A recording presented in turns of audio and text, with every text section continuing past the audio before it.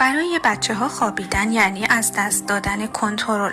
درست مثل یک پادشاهی که سرزمینش رو از دست بده، حس میکنه اگه بخوابه یک عالم اتفاق مهم از دست میده. در واقع داره تلاش میکنه که قلمروش رو حفظ کنه. اینو بخون. خواب. خواب. اینجا واو و الف با هم آ خونده میشه. حالا اینو بخون. جواب. جواب. اینجا واو و الف خونده میشه. عیبی نداره. بذار مثال دیگه بزنم بهتر میفهم. خب اینو بخون. خواهر. آفرین.